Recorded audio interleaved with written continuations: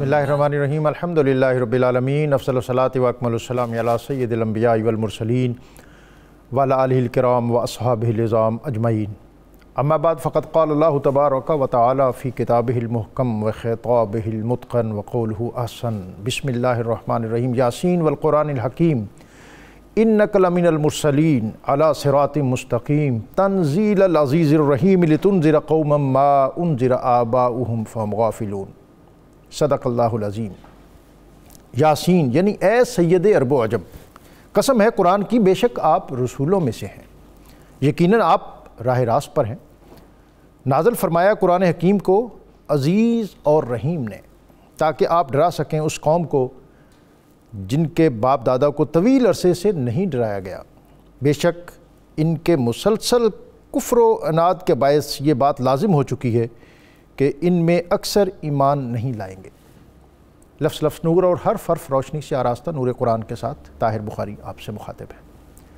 ناظرین، جزیرۃ العرب دنیا کا سب سے بڑا جزیرہ نما، ایشیا کے جنوب مغربی کونے میں واقع، جس کے 3 اطراف پانی اور ایک طرف صحرا ہے، اسلام کی دعوت و تبلیغ کا اولین مرکز، دین حنیف کی اولین تجربہ گاہ اور نبی اکرم رسول محتشم صلی اللہ علیہ وآلہ وسلم کے ظہور کی جس خطے کو سعادت میسر آئی،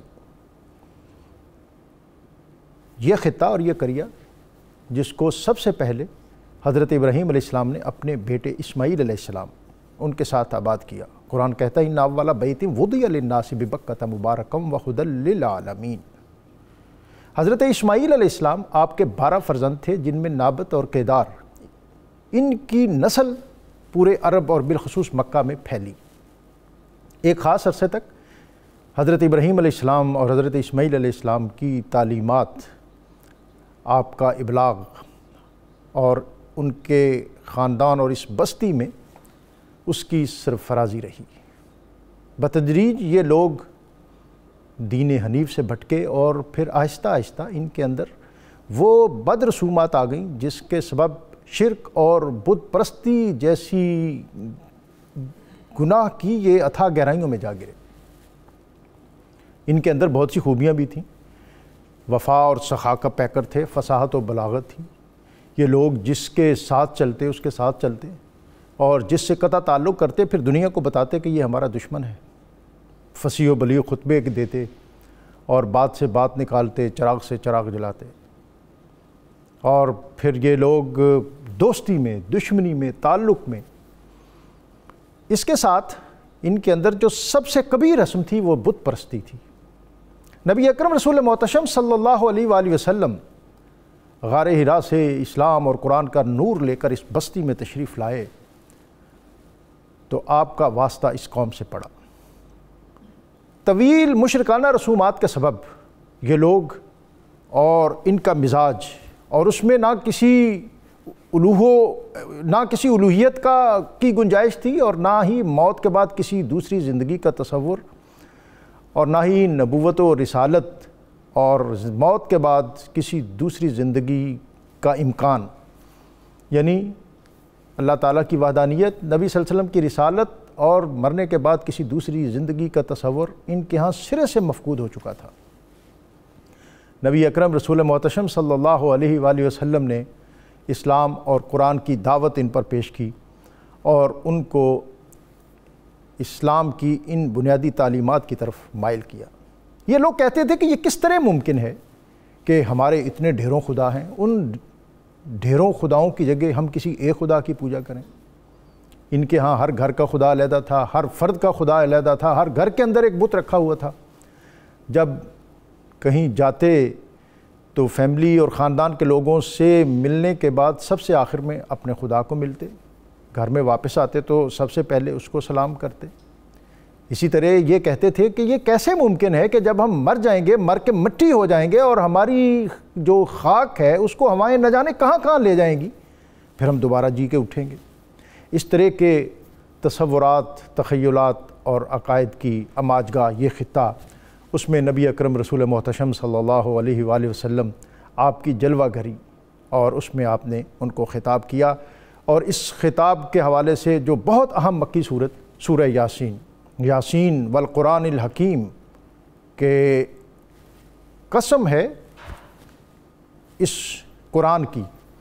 قسم سے مراد ایک فوقیت ہوتی ہے کہ یعنی قرآن پاک ایک ایسی چیز ہے جو اس ہستی کا سب سے بڑا معجزہ ہے، انک لمن المرسلین، کہ آپ رسولوں میں سے ہیں۔ قرآن پاک کو نبی اکرم رسول محتشم صلی اللہ علیہ وآلہ وسلم نے سورہ یاسین کو قرآن کا دل کہا ہے۔ جس طرح کسی وجود کی دل کے بغیر حیثیت بہت کم ہو جاتی ہے، اسی طرح سورہ یاسین جو ہے اس کی فوقیت اور اس کی عظمت قرآن پاک میں ویسی ہی ہے۔ اس کے مضامین اور اس میں بطور خاص اللہ تعالیٰ کی وحدانیت، نبی صلی اللہ علیہ وسلم کی رسالت اور مرنے کے بعد دوبارہ جی اٹھنا، قیامت، عقیدہ معاد، یہ ساری چیزیں اس میں بہت عمدہ تماثیل کے ساتھ بیان کی ہیں اور دعوت غور و فکر دی گئی ہے مکہ کی اس بستی میں۔ سورہ یاسین کے مضامین، اس کے فضائل اور اس کی خیر و برکت کے مختلف حوالوں کے مطابق آج ہم گفتگو کریں گے، جس کے لیے ہمیشہ کی طرح ہمارے ساتھ موجود ہیں علامہ مفتی محمد فاروق القادری صاحب، علامہ مفتی محمد اقبال چشتی صاحب، اور اللہ رب العزت کی بارگاہ میں حمد کا نذرانہ پیش کرنے کے لیے آج ہمارے ساتھ موجود ہوں گے محمد جواد نقشبندی۔ ان کی طرف بڑھنے سے قبل آج کا اسم گرامی الوہاب، سب کچھ عطا فرمانے والا، اس اسم گرامی کی برکت یہ ہے کہ جو شخص کثرت کے ساتھ الوہاب کا ورد کرتا ہے تو اللہ تعالیٰ اسے ہر قسم کی محتاجی سے دور رکھتا ہے۔ مفتی صاحب سورہ یاسین اور اس کے شان نزول جناب۔ بسم اللہ الرحمن الرحیم۔ ڈاکٹر صاحب سورہ یاسین قرآن مجید کا دل ہے۔ نبی کریم صلی اللہ علیہ وآلہ وسلم نے سورت کے متعدد فضائل خود بیان فرمائے۔ آپ نے یہ بھی فرمایا کہ میری چاہت ہے کہ میری امت کے ہر فرد کے سینے میں سورہ یاسین موجود ہو۔ سبحان اللہ۔ سورہ یاسین کو صبح پڑھا جائے تو شام تک اللہ تعالیٰ خوشی قائم رکھتا ہے، اور شام کو پڑھا جائے تو صبح تک خوشی قائم رکھتا ہے۔ مرقات میں ایک حدیث ہے، اس کو ایک مرتبہ پڑھا جائے 10 قرآن مجید کے برابر ثواب ہے۔ خصوصی طور پر یہ بھی فرمایا گیا کہ اگر سورہ یاسین کو صبح کے وقت پڑھ کر کسی قبرستان کو ثواب بھیجا جائے تو سارے قبرستان سے جملہ جو لوگ عذاب میں مبتلا ہیں شام تک عذاب اٹھا لیا جاتا ہے، سبحان اللہ۔ اور شام کو ثواب بھیجا جائے تو صبح تک عذاب اٹھا لیا جاتا ہے۔ خصوصی طور پر اسے مردوں کے قریب، یعنی وہ شخص جو قریب المرگ ہے، اس کے قریب پڑھنے کو بڑا فضیلت مآب قرار دیا گیا ہے۔ امام احمد بن حنبل نے ایک صحابی کی یہ خواہش بھی ذکر کی اور ان کی تلقین ذکر کی کہ میرے قریب سورہ یاسین پڑھو۔ سورہ یاسین پڑھی جا رہی تھی اور اسی حالت میں ان کی روح قبض ہو گئی۔ ایک حدیث شریف میں جو دارمی میں ہے کہ اللہ تعالیٰ نے خود زمین و آسمان کی تخلیق سے 1000 سال پہلے سورہ یاسین کی تلاوت فرمائی اور فرشتوں نے اسے سماعت کیا، اور فرشتوں نے کہا تھا طوبیٰ لأمۃ تحمل ھذا، اس امت کو بہت مبارک ہو جو اس سورہ یاسین شریف کی اس کو حفظ کریں گے اور اس کو یاد کریں گے، جو انہیں نصیب ہوگی۔ تو ہماری بڑی سعادت ہے اور ہم پر اللہ کا فضل ہے، ہمیں سورہ یاسین نصیب ہوئی۔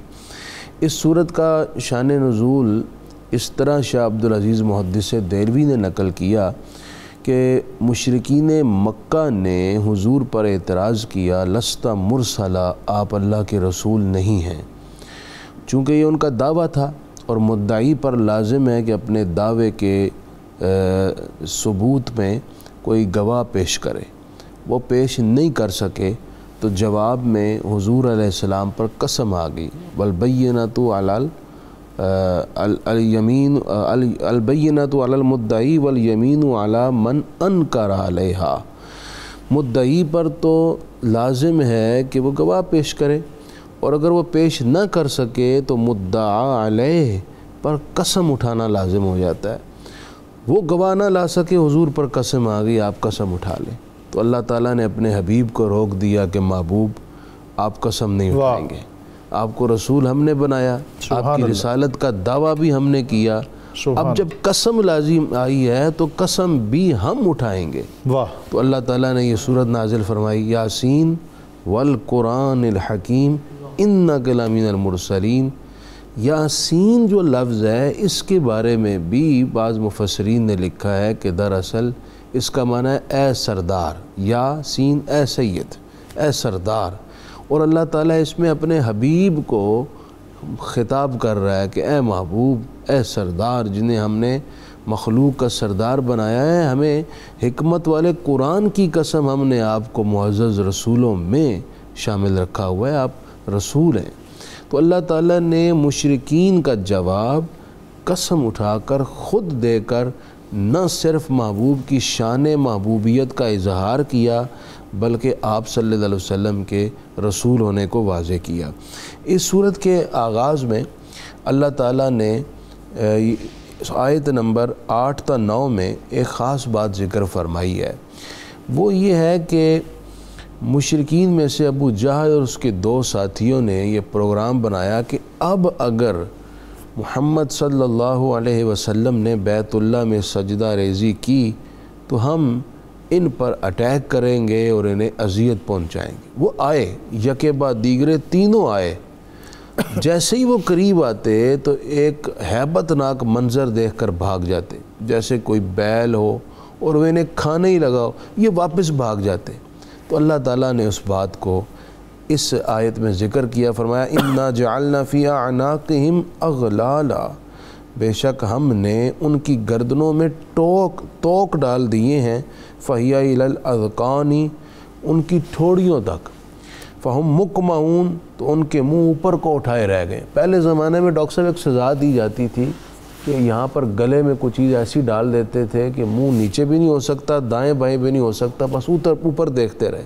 تو ان کی ایسی کیفیت ہو گئی، وَجَعَلْنَا مِن بَيْنِ أَيْدِيهِمْ سَدًّا وَمِن خَلْفِهِمْ سَدًّا فَأَغْشَيْنَاهُمْ فَهُمْ لَا يُبْصِرُونَ، ہم نے ان کے آگے اور پیچھے دیوار رکھ دی اور انہیں اوپر سے ڈھانک دیا تو انہیں کچھ نہیں سوجھتا، وہ کسی طرف نہیں دیکھ پاتے۔ اس طرح کی ان کی کیفیت بن گئی۔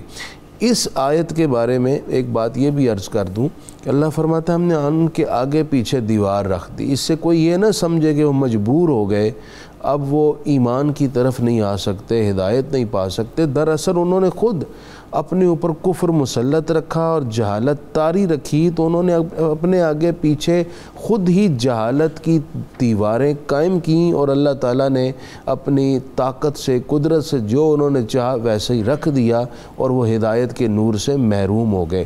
یہ جو 2 آیتیں ہیں ڈاکٹر صاحب اسپیشلی مشائخ نے لکھا ہے کہ جس شخص کو دشمن کا خوف ہو، اس کی طرف سے اذیت کا اندیشہ ہو، تو ان 2 آیتوں کو اگر اپنے دشمن کا تصور کر کے پڑھے تو اللہ تعالیٰ اس کے اور دشمن کے درمیان ایسی رکاوٹ ڈال دیتا ہے کہ دشمن اس پر پھر غالب یعنی نہیں یہ آیت جو 8 اور 9 ہے، 8 اور 9، وَجَعَلْنَا مِن بَيْنِ أَيْدِيهِمْ سَدًّا وَمِنْ خَلْفِهِمْ سَدًّا فَأَغْشَيْنَاهُمْ۔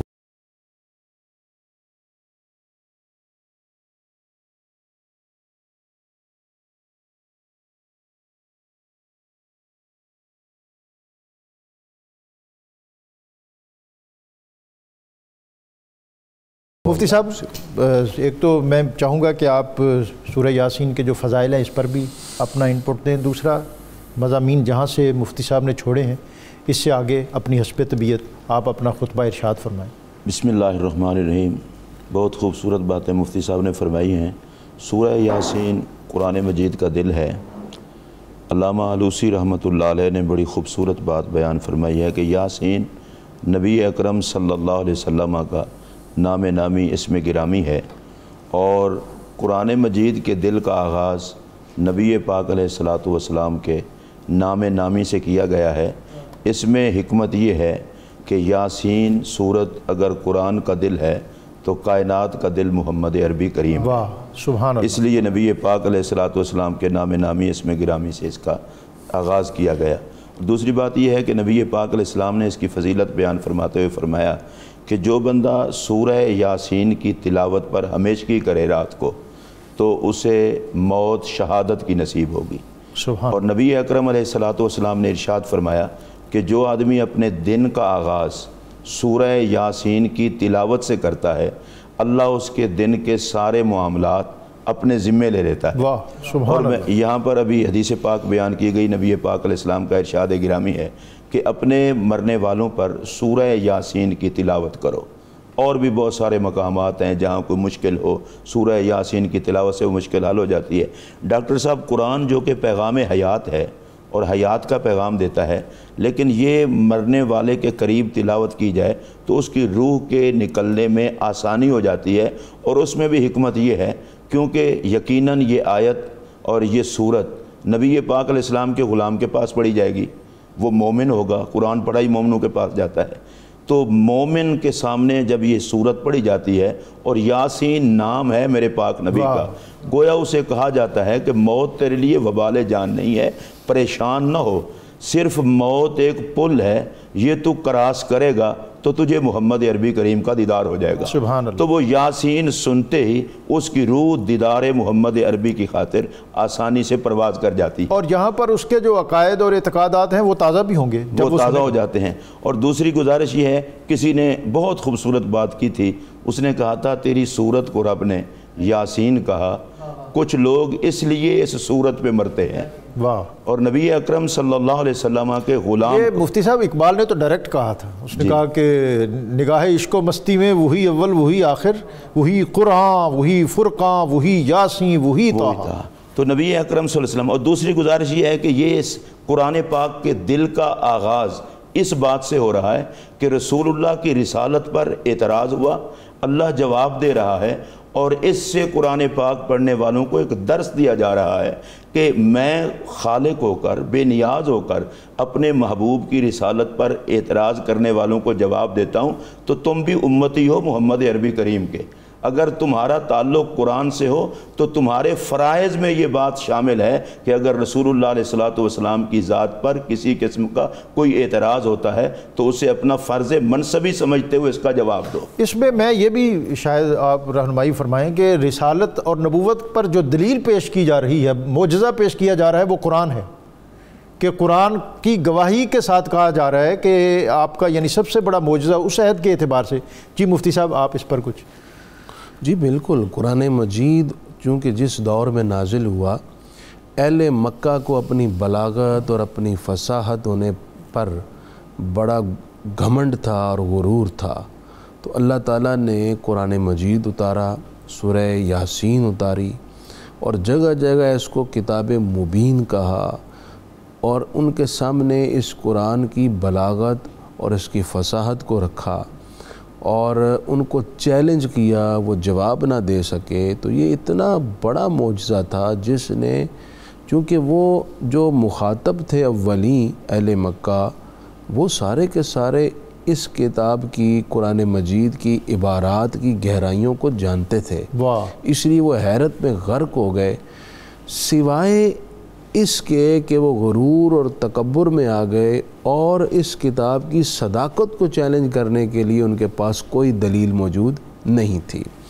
آیت جو آگے ڈاکٹر صاحب آ رہی ہے، آیت نمبر 13 سے 27 تک، اس میں اللہ تعالیٰ نے گزشتہ امتوں کے 3 رسولوں کا اور ایک مومن کا واقعہ ذکر کر کے ایک انتہائی سبق آموز باتیں ارشاد فرمائی ہیں۔ جناب، سورہ یاسین شریف کے جو 3 بڑے، ہم اس کو کہہ سکتے ہیں، موضوع ہیں، ایک توحید ہے، دوسرا رسالت ہے، اور تیسرا مرنے کے بعد اٹھنا ہے۔ آغاز میں رسالت کا ذکر ہوا، اب آگے توحید کا اور مرنے کے بعد اٹھنے کے حوالے سے جو آخرت پر شبہات تھے ان کا ازالہ بھی ہوگا۔ 3 رسول آئے، پہلے 2 رسول ایک بستی کی طرف آئے، اس بستی کا یہاں پر نام ذکر نہیں ہے، بعض مفسرین نے نام ذکر کیے ہیں، ان میں سے بعض مفسرین نے کہا ہے اس بستی کا نام تھا انطاکیہ۔ جی، وہاں پر تشریف لائے 2 رسول، انہوں نے لوگوں کو دعوت دی، جیسا کہ تاریخ ہے معترضین کی کہ وہ ہر دور میں یہی کہتے آئے ہیں کہ آپ اگر رسول ہیں تو ہم جیسے انسان کیوں ہیں، رسول تو انسان نہیں ہوتے، ان کے ذہن میں یہ تھا، انہوں نے مسترد کر دی دعوت۔ ان رسولوں کو پھر انہوں نے اذیت دینے کے لیے، ان پر تشدد کرنے کے لیے پروگرام کیا، تو اللہ تعالیٰ نے ایک اور رسول ان کی مدد کے لیے بھیجے۔ اب 3 رسولوں نے مل کر دعوت حق دی، توحید کا بیان کیا، اور خصوصی طور پر مرنے کے بعد اٹھنے کے حوالے سے دلائل پیش کیے۔ دلائل کا تو جواب نہ دے سکے، البتہ انہوں نے رسولوں کو قتل کرنے کا پروگرام بنایا۔ تو ان رسولوں کی مدد کے لیے ایک عام شخص اٹھا، وَجَاءَ مِنْ أَقْصَى الْمَدِينَةِ رَجُلٌ يَسْعَىٰ قَالَ يَا قَوْمِ اتَّبِعُوا الْمُرْسَلِينَ۔ شہر کے کنارے ایک آدمی تھا، کہا جاتا ہے ان کا نام تھا حبیب نجار، وہ یہ لکڑی کا کام کیا کرتے تھے، دل ان کا توحید سے بھرا ہوا تھا، سبحان اللہ، اور رسولوں پر ایمان بھی رکھتے تھے۔ وہ دوڑتے ہوئے آئے اور ان کو کہا کہ اے لوگوں، ان رسولوں کی اتباع اور اطاعت کر لو، تمہیں نجات ملے گی۔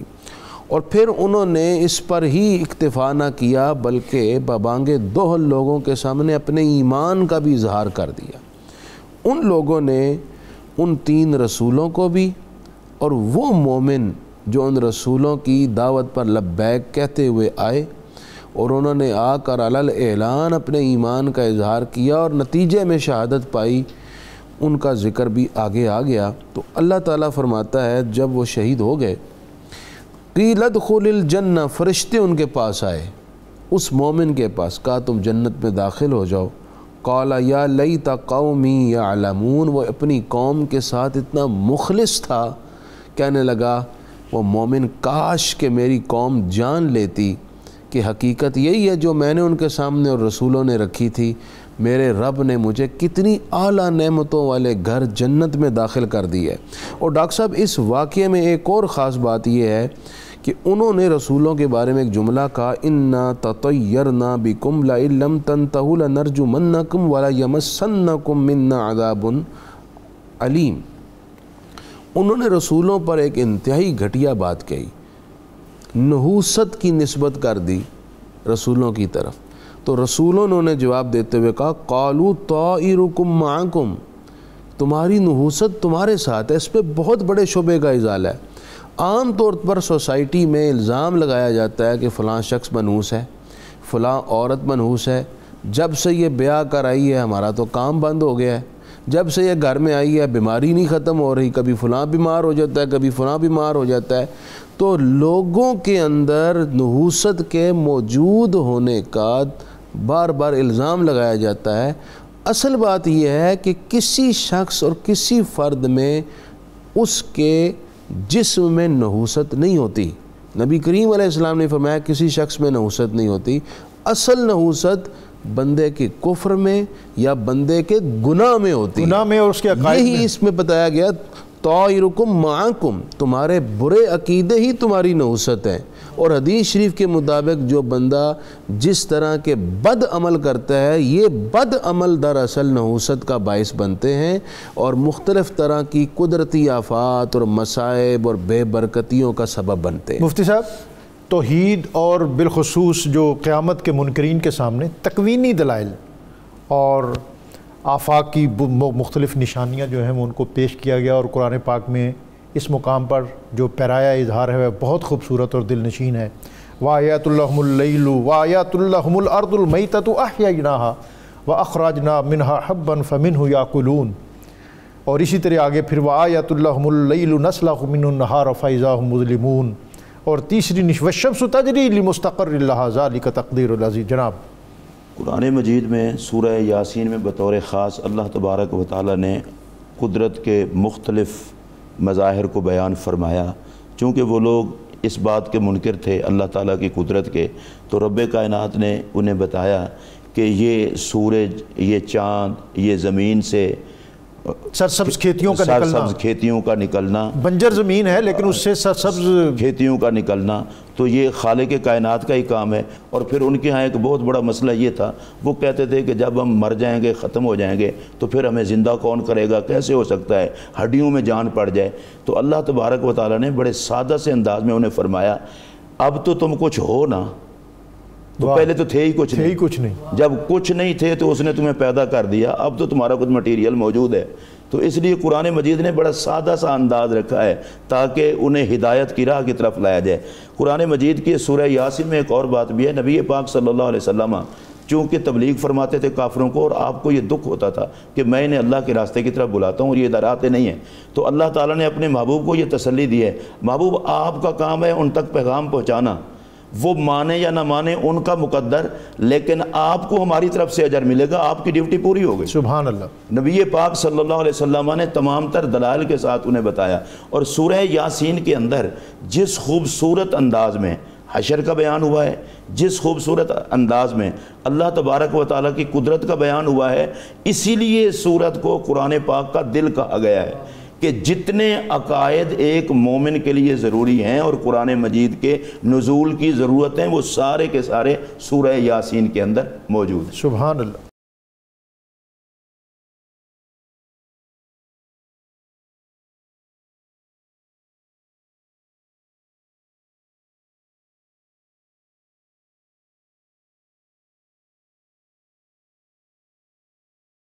آج کے موضوع کی طرف آتا ہوں۔ اس میں چونکہ آخری حصہ ہے تو اس کا اوورال ایک جو اس میں سے سبق ہے وہ بھی عطا فرمائیں، اور آخری آیات اس میں جو آیت 77 اور اس سے آگے جو ایک گستاخ کا اعتراض اور قدرت کا جواب ہے، اور پھر خالق اچھا، اس میں کائنات کی ایک شان بات تو میں گزشتہ سے پوری کر دوں، تھوڑی سی تشنگی باقی تھی۔ جی جی جی۔ اللہ تعالیٰ نے فرمایا ہے کہ جنتی اور ان کی بیویاں سایہ میں ہوں گی اور تکیوں سے ٹیک لگائے ہوں گے، ان کے لیے اس پہ طرح طرح کے کھانے ہوں گے، اور جو وہ چاہیں گے ان کے سامنے حاضر ہوگا۔ سلام قولا من رب رحیم، فرشتے آ کر ان کو سلام پیش کریں گے اور کہیں گے یہ مہربان رب کا سلام ہے تمہارے لیے۔ یہ بھی ہوگا، اور اللہ تعالیٰ براہ راست بھی جن بندوں کو چاہے گا خود سلام فرمائے گا۔ عمومی طور پر سوال یہ کیا جاتا ہے کہ جو یہاں بیوی ہے کیا یہی جنت میں بیوی ہوگی، یا یہ بھی ہوگی؟ یہ بھی ہوگی۔ بعض تو جو بیویوں سے بہت زیادہ تنگ ہے وہ کہتے ہیں اگر یہی وہاں ہوگی تو پھر تو گئے، اور بعض اوقات اس کا جواب بھی ہے، اس کا جواب بھی ہے۔ اول بات یہ ہے کہ جو بیوی یہاں ہے نا وہ اگر نیک اور جنتی ہے، نیک ہے، فرما بردار ہے، یہ جنت میں شوہر اور بیوی دونوں آئے تو دونوں ایک دوسرے کے ساتھ ہی رشتے میں ہوں گے۔ اگر کوئی یہاں خامی ہے مزاج میں کسی حوالے سے تو اللہ تعالیٰ جنتی کے اندر کوئی خامی رہنے نہیں دے گا۔ سبحان اللہ۔ اور جنتی شخص کو جتنی حوریں ملیں گی اس کی سردار اور ملکہ یہ عورت ہوگی جو دنیا میں بیوی ہوگی۔ اللہ تعالیٰ اس کو حوروں سے بھی زیادہ حسن عطا کر دے گا۔ آفیسر انچارج یہ ہوگی؟ ہاں، انچارج یہ ہوگی۔ اور دوسری خاص بات ہے نا، عمومی طور پر حوروں کے حسن کا ذکر ہوتا ہے، اللہ تعالیٰ اس بیوی کو جو دنیا میں ہے حوروں سے بھی بڑھ کر حسن دے گا۔ یہ نہ صرف اوصاف اور کمالات میں بلکہ حسن میں بھی ان ساری حوروں کی سردار بن جائے گی۔ اس لیے ان بیویوں کی قدر کریں، یہ جنت میں بھی آپ کے ساتھ ہیں۔ جی مفتی صاحب آپ بھی۔ یہ اتنا خوبصورت عنوان ہے، اس سے پھر ادھر ادھر ہونے کو جی نہیں چاہ رہا، تو میں بھی یہی آپ کے چہروں کی بشاشت بتا رہی ہے۔ نہیں، وہ کم کچھ آپ کے چہرے پر بھی بشاشت نہیں ہے۔ اصل میں بات یہ ہے، ہمارے ہاں ڈاکٹر صاحب اس بات کو غلط سمجھا جاتا ہے۔ بیوی ایک اسلامی رشتہ ہے، بیوی کے لیے نبی اکرم صلی اللہ علیہ وسلم کا اسوہ موجود ہے کہ رسول اللہ علیہ السلام نے فرمایا تم میں سے بہترین شخص وہ ہے جو اپنے گھر والوں سے اچھا سلوک کرتا ہے، اور میں محمد عربی کریم صلی اللہ علیہ وسلم اپنے گھر والوں سے تم سب سے زیادہ اچھا سلوک کرتا ہوں۔ ہم ایک ایک بات پر رسول اللہ علیہ السلام کی محبت اور آقا کے عشق کی بات کرتے ہیں، تو ہمیں اپنے گھریلو ماحول میں بھی تو یہ دیکھنا چاہیے کیا گھر میں جو پیار اور جو شفقت میرے آقا دیتے تھے۔ آج کل تو ڈاکٹر صاحب اگر کوئی آدمی اپنی بیوی کی تعریف کر دے میری بیوی بڑی اچھی ہے تو فوراً جاہل لوگ کہتے ہیں یہ تو قرآن مرید لگتا ہے جی، عورت کی تعریف کرتا ہے، جبکہ ہم جب دیکھتے ہیں حضرت سیدہ خدیجہ کو سبحان اللہ کن پاکیزہ جملوں کے ساتھ میرے آقا یاد کیا کرتے تھے، اور جب اماں عائشہ پاک نے کہا تھا حضور آپ تو خدیجہ کا ذکر ایسے کرتے ہیں جیسے دنیا میں عورت ہی صرف خدیجہ تھی، تو میرے پاک نبی نے فرمایا بالکل خدیجہ خدیجہ ہی تھی۔ تو اس کا مطلب یہ ہے کہ اپنی بیوی کے ساتھ اچھا سلوک کرنا اور اس کی اچھائی کو بیان کرنا، یہ میرے آقا کی سنت ہے، رن مریدی نہیں، یہ مصطفیٰ کریم علیہ السلام کی تربیت اور آپ کی سنت کا اثر ہے۔ اور اس پر میں یہ کہوں گا اگر جنت میں بھی اکٹھے رہنا ہے تو دنیا کے گھر کو جنت بنا لو. واہ. ضروری تھوڑا ہے کہ اب جنت کا انتظار کرو. میاں بیوی ایک دوسرے کے حقوق کا خیال رکھ کے زندگی گزاریں تو مصطفیٰ کی تعلیمات اس گھر کو بھی جنت بنا دیں. سبحان اللہ. اس پہ ایک بات میں اور ایڈ کرنا چاہتا ہوں. وہ خواتین جن کی شادی نہیں ہوئی تو وہ جنت میں کس کی زوجیت میں ہوں گی؟ اس حوالے سے احادیث میں اور آثار میں علماء کی تحقیق میں مختلف اقوال ہیں. ایک قول تو یہ ہے کہ اللہ تعالیٰ اسے کسی جنتی مرد سے جس سے وہ چاہے گی اللہ تعالیٰ ان کا رشتہ کروا دے گا. دوسرا یہ ہے کہ اللہ تعالیٰ ان کے لیے اسپیشل ایک جنتی مرد پیدا فرمائے گا جس سے اس عورت کا نکاح ہوگا. سبحان اللہ. اسی طرح اگر کسی مرد کی متعدد ازواج ہیں تو وہ ساری اس کے نکاح میں ہوں گی، یا ایک عورت کی اگر مختلف شادیاں ہوئیں، پہلے وہ کسی کے نکاح میں تھیں، وہ شوہر فوت ہو گئے یا ڈائیورس ہو گئی، وہ کسی اور کے نکاح میں آ گئیں، تو وہ اب خصوصاً یہ بات ہو رہی ہے اس کی جس کے شوہر فوت ہو گئے ہیں. تو اب اس کے تو دنیا میں 2 یا 3 شوہر تھے، وہ فوت ہو گئے تھے، تو یہ جنت میں کس کے نکاح میں ہوگی؟ تو اس حوالے سے فرمایا 2 قول ہے. ایک تو یہ ہے کہ اللہ اسے اختیار دے گا کہ جس کے ساتھ تم چاہتی ہو اس کے ساتھ رہو. دنیا میں بھی اختیار اور جنت میں بھی عورت کو اختیار. دوسرا قول یہ ہے کہ آخر میں جس مرد کے نکاح میں یہ تھیں اور ان کا انتقال ہوا ان کے ساتھ جنت میں رہیں گی. اور آپ نے جو بات کی ہے مثال والی، ایک گستاخ ناہنجار تھا، وہ ایک بوسیدہ سی ہڈی اٹھا کے لے آیا کسی مرے ہوئے شخص کی، کہا آپ بات کرتے ہیں کہ اللہ ان ہڈیوں کو جوڑ کر انہیں دوبارہ زندہ کرے گا. تو اللہ تعالیٰ نے اس کے ہوش ٹھکانے لگانے کے لیے آیات نازل فرمائی، وہ ضرب لنا مثلا ونسی خلقہ، یہ اپنی تخلیق بھول گیا ہے. قال من یحیی العظام وہی رمیم، یہ کہتا ہے جی کون ان ہڈیوں کو زندہ کرے گا؟ تو اس سے کہہ دے محبوب آپ، قل یحییھا الذی انشأھا اول مرہ، جس نے پہلے پیدا کیا تھا جب تم نیس تھے اس نے تمہیں پیدا کر، اب اس کے لیے کیا مشکل ہے؟ اور ساتھ ہی ایک مثال دی، الذی جعل لکم من الشجر الاخضر نارا فاذا انتم منہ توقدون. تمہیں پتہ نہیں ہے کہ آگ اور پانی یہ دونوں ایک دوسرے کی ضد ہیں. اس دنیا میں 2 ایسی بوٹیاں ہیں تو ان کو آپس میں اب پانی، وہ دونوں پودے ہیں ان کے اندر ایک نمی ہے، پانی ہے، ان کو آپس میں رگڑا جائے تو اس کے اندر سے آگ نکل آتی ہے. تو اللہ تعالیٰ جو پانی کے اندر سے آگ نکال سکتا ہے اس کے لیے کیا مشکل ہے کہ پہلے سے بنے ہوئے ایک انسان کو دوبارہ پیدا کر. مفتی صاحب اختتامی جملے، اور اگر کچھ کہہ سکیں، اذا اراد شیئا یقول له کن فیکون. یہی اللہ تبارک و تعالیٰ کی قدرت کا بیان ہو رہا ہے. تو اللہ تبارک و تعالیٰ نے آگے فرمایا، اولیس الذی خلق السماوات والارض بقادر علی ان یخلق مثلہم، جس خالق نے زمین و آسمان پہلے پیدا کیے ہیں تو اب خالق وہ اس بات پر بھی تو قادر ہے اس جیسے اور بنا دے. اور اس کے بعد اللہ تبارک و تعالیٰ نے فرمایا کہ تمہارا کیا خیال ہے، اس کو بنانے کا کوئی مشکل مسئلہ ہے؟ اللہ کا ارادہ ہوتا ہے اور وہ چیز بن جاتی ہے. تم اس کو اپنے اوپر قیاس نہ کرو. اللہ تبارک و تعالیٰ جس چیز کو کن فرماتا ہے وہ ہو جاتی ہے. اس کے لیے نہ پہلے پیدا کرنا مشکل تھا نہ اب پیدا کرنا مشکل ہے. اور بالکل آخر میں کہا گیا ہے کہ دیکھو یہ سارا کچھ خدا کے ہاتھ میں اور تم نے اللہ کی طرف پلٹنا ہے. سبحان اللہ. اور سب کچھ وہاں کر تمہیں جا کر حساب دینا ہوگا. اگر تم زندگی کو آخرت کے لیے حسین بنانا چاہتے ہو تو اس کا طریقہ یہ ہے کہ اس مالک کو خالق مان لو تاکہ تمہاری آخرت بھی اچھی ہو.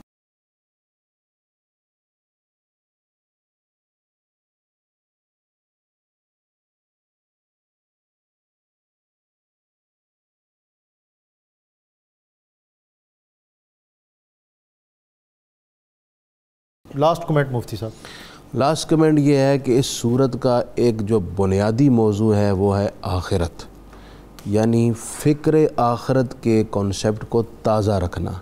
آج ضرورت اس بات کی ہے. جس آدمی پر آخرت کی فکر ہونا ڈاکٹر صاحب، اس کا گھر بھی خوشگوار ہوگا، وہ بحیثیت فرد اور بحیثیت باپ بیٹا ہر حوالے سے ایک بیلنس والی زندگی گزارے گا. سبحان اللہ. وہ شخص جس پر فکر آخرت کا سایہ ہو. یقینی بات ہے. اور جب بندہ جواب دہی کا تاثر اور تصور اس کے ذہن میں جاگزین رہے، اسے پتہ ہو کہ میں نے کسی کی بارگاہ میں حاضر ہونا ہے، اور پھر اس دنیا میں کی ہوئی ایک ایک چیز اس کے بارے میں مجھ سے پوچھا جائے گا اور میں اس کا جواب دے ہوں تو پھر انسان جو ہے اس کی روش زندگی میں نجی طور پر، خاندانی طور پر، معاشرتی طور پر یقیناً بہت سیدھی رہتی ہے۔ اور ہم یہ جو قرآن پاک پڑھنے کا، اس کے مضامین سے اکتساب علم اور اکتساب فیض کا اہتمام کرتے ہیں، اس کا بنیادی مقصد بھی یہی ہے کہ ہم اپنی زندگیاں جو مختلف ٹیڑھ پن کا شکار ہیں، مختلف پگڈنڈیوں میں الجھی ہوئی ہیں، ان کو ہم اس صراط مستقیم پر لائیں جو انسان کو کامیابی اور فوز و فلاح کی طرف لے کے جانے کا باعث بنتی ہیں۔ یہ ماہ رمضان المبارک کے ایام جو بطور خاص قرآن پاک کی تلاوت اور اس کے مضامین سے اکتساب فیض کے حوالے سے اہمیت کے حامل ہیں، ہمیں قرآن اور اس کی تعلیمات سے اپنے تعلق کو مؤثر اور مضبوط کرنا چاہیے۔ اور آخری عشرہ جو بالکل رمضان المبارک اور پھر اس کا آخری عشرہ جس میں نبی اکرم صلی اللہ علیہ وآلہ وسلم اس عبادات کے حوالے سے جیسا فرمایا گیا کہ آپ کمر باندھ لیتے تھے، جن کی عام عبادات جو ہیں وہ نقطہ کمال پہ ہوتی ہیں، پھر اس عشرے میں اس کا عروج اور کمال جو ہے وہ کیسا ہوگا۔ تو ہمیں نبی اکرم صلی اللہ علیہ وسلم کا جو اسوہ ہے اس کو اپناتے ہوئے ان راتوں کے، ان شب و روز کے جو لمحے ہیں ان سے بھرپور استفادہ کرنا چاہیے، اپنے معمولات کو، اپنی عبادات ان کے مطابق ڈھالیں اور ایسا معمول بنائیں جس سے بالخصوص یہ طاق راتیں جو ہیں ان سے ہم اکتساب فیض کر سکیں۔ آج کا وظیفہ مال دولت اور مکان کی حفاظت، سورہ بقرہ کی آیت نمبر 7 پڑھ کر دم کریں اور کاغذ پر لکھ کر مکان کی پیشانی پر چسپاں کر دیں، اللہ تعالیٰ اس کی حفاظت کرے گا۔ میں اپنے علماء کا، مفتی محمد فادری صاحب، مفتی محمد اقبال چشتی صاحب کا بہت زیادہ شکر گزار ہوں، اور اختتام پر حمد باری تعالیٰ کے لیے محمد جواد نقشبندی۔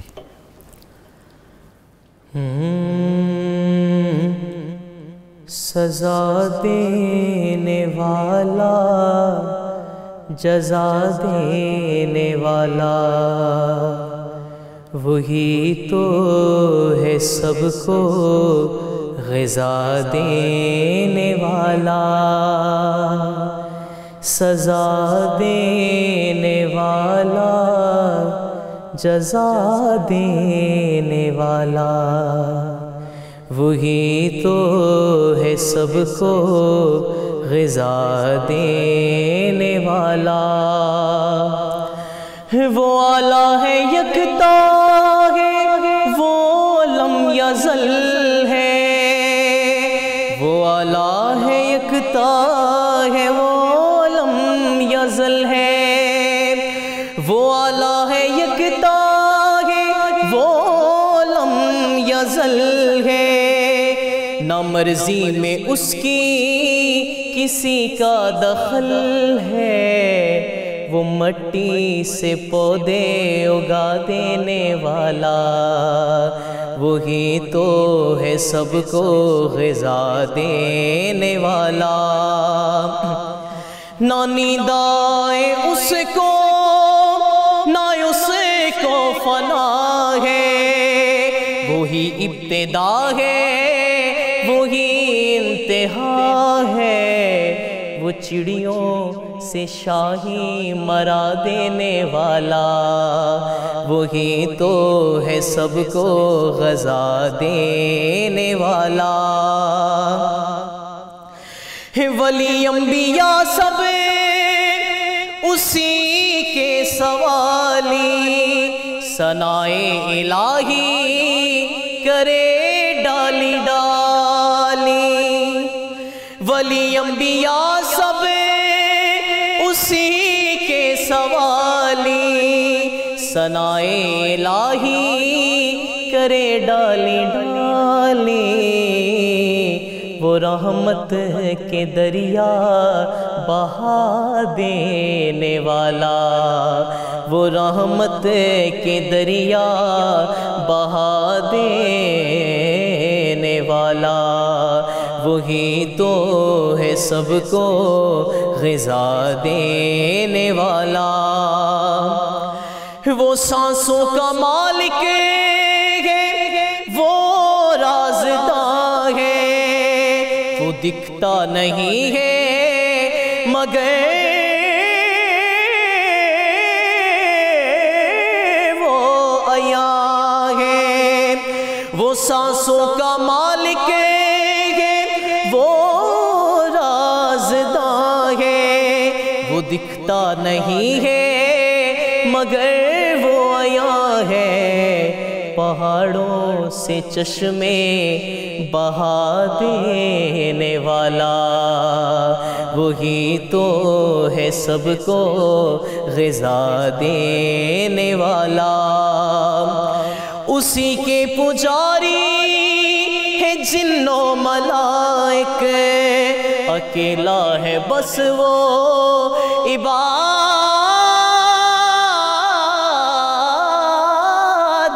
کے لائق، اسی کے پجاری ہے جن و ملائک، اکیلا ہے بس وہ عبادت کے لائق، بیماروں کو عاجز شفا دینے والا، وہی تو ہے سب کو غذا دینے والا، سزا دینے والا، جزا دینے والا، وہی تو ہے سب کو غذا دینے والا۔